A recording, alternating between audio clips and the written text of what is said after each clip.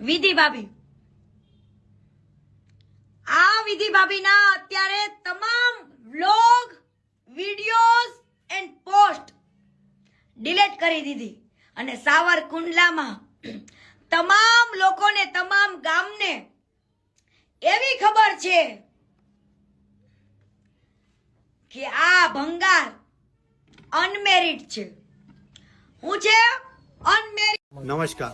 पहली बार American pattern से घर बनाने की कोशिश की. हालांकि इंडिया में भी आजकल ये कॉटेज वाली स्टाइल में घर बनने लगे हैं. ये है 5 लोगों का नया बसेरा, जहां पर आज से ये सभी लोग अच्छे से रहेंगे. इस बार किचन से लेके घर का पूरा फर्नीचर हमने डार्क